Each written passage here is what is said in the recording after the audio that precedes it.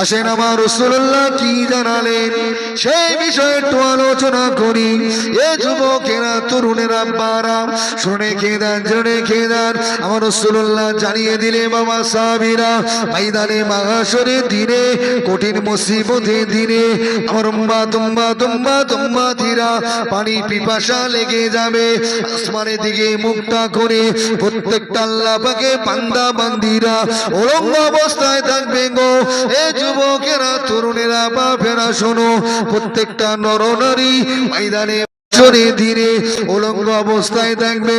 এই কথা আমার রাসূলুল্লাহ বললেন। আমাদের সকলের আম্মা জান হযরত আয়েশা সিদ্দিকা রাদিয়াল্লাহু তাআলা আনহা আল্লাহ নবীকে বলতে লাগলেন, ইয়া রাসূলুল্লাহ, হাবিবাল্লাহ, হুজুর বড় শরমের কথা, হুজুর বড় লজ্জার কথা, ময়দানে মাহশরের দিনে কি কোন পুরুষকে দেখাবে না? কোন পুরুষ কি কোন নারী দেখাবে না? এ যুবকেরা, আমার রাসূলুল্লাহ কি বলেছিলেন? ও আয়েশা সিদ্দিকা রাদিয়াল্লাহু তাআলা আনহা বিবি গো, আমি রাসূল কি বলি শোনো, আমি আল্লাহর নবী কি জানাই শোনো।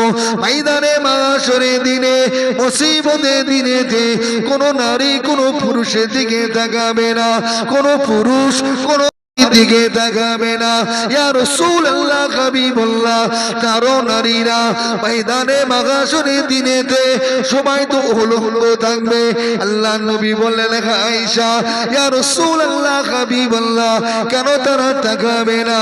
আল্লাহ নবী জানালেন, ও বিবি আয়েশা সিদ্দিকা আল্লাহু তাআলা নেগা বিবি গো, ময়দানে মাহশরে আল্লাহ পাকে तमाम বান্দা বান্দীদের মুখটা উপরের দিকে থাকবে, নফসি নফসি নফসি নফসি করবে। এ যুবকেরা, আমার রাসূলের প্রেমিকেরা শোনো, ময়দানে মাহশরে